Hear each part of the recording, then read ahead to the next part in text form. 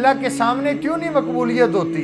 کچھ لوگ ہاتھ اٹھاتے ہیں، اللہ ان کے ہاتھ اٹھانے سے پہلے ان کی دعائیں قبول کر لیتا ہے، اور میں اور آپ دعائیں کرتے رہتے ہیں، ہماری دعائیں قبول نہیں ہوتی۔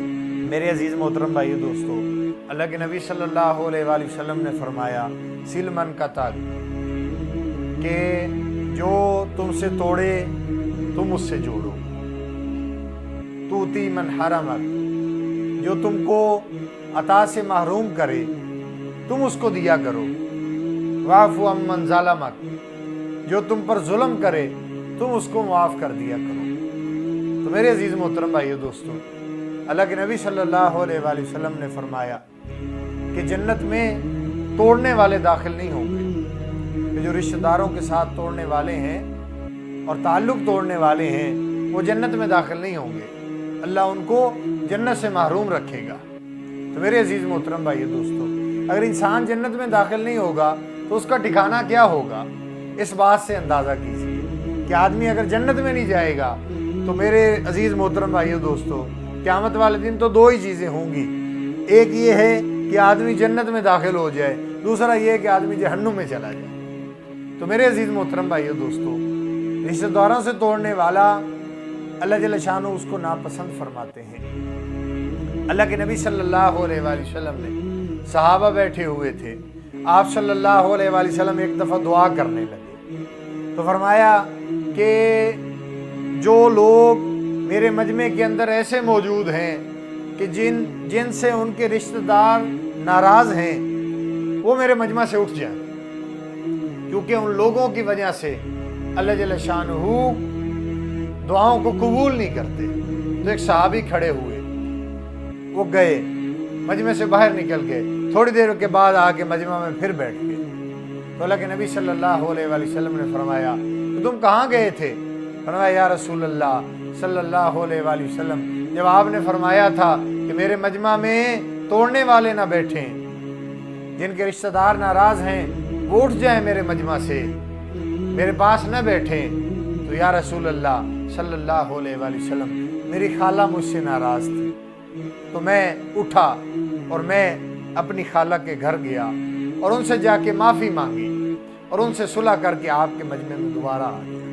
تو اس وقت اللہ کے نبی صلی اللہ علیہ وآلہ وسلم نے فرمایا کہ جس مجمع کے اندر ایسے لوگ موجود ہوں جو رشتہ داروں سے توڑنے والے ہوں، ان کی وجہ سے اللہ نیک لوگوں کی دعاؤں کو بھی قبول نہیں کرتا۔ اس لیے میرے عزیز محترم بھائیو دوستو، آج ہم سارے ان مسائل کا شکار ہیں، ہماری دعائیں قبول نہیں ہوتی، ہمارے جو ہے اللہ سنتا نہیں ہے۔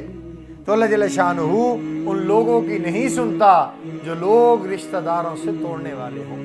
ہمارے نبی اعلیٰ اخلاق کے مالک تھے، ہمارے نبی نے پیغام دیا کہ تم اپنے رشتہ داروں کے ساتھ اچھا سلوک کرو۔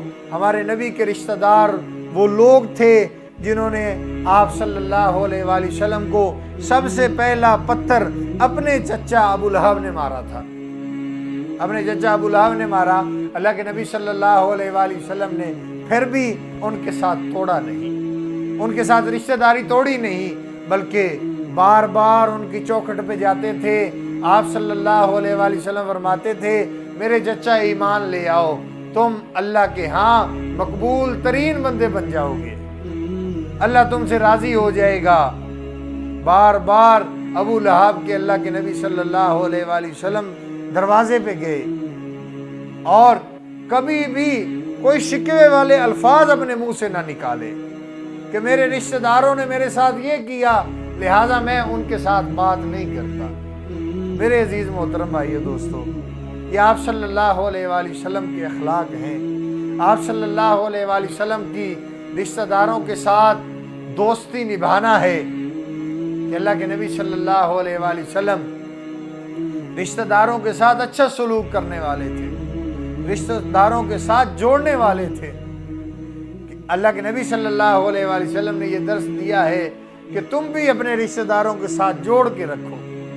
تو میرے عزیز محترم بھائیو دوستو، اس لیے ہمیں بھی چاہیے ہم ان چیزوں کو دیکھیں، ہماری دعائیں کیوں نہیں قبول ہوتی، ہماری جو ہے وہ اللہ کے سامنے کیوں نہیں مقبولیت ہوتی۔ کچھ لوگ ہاتھ اٹھاتے ہیں، اللہ ان کے ہاتھ اٹھانے سے پہلے ان کی دعائیں قبول کر لیتا ہے، اور میں اور آپ دعائیں کرتے رہتے ہیں، ہماری دعائیں قبول نہیں ہوتی۔ ہم اپنے گریبان میں جھانکیں، ہمارا لوگوں کے ساتھ معاملہ کیسا ہے؟ ہم لوگوں کے ساتھ توڑنے والے تو نہیں؟ تو اس لیے میرے عزیز محترم بھائیو دوستو، اللہ سے دعا ہے اللہ پاک مجھے آپ کو آپ صلی اللہ علیہ وآلہ وسلم کے نقش قدم پہ چلنے کی توفیق نصیب فرمائے۔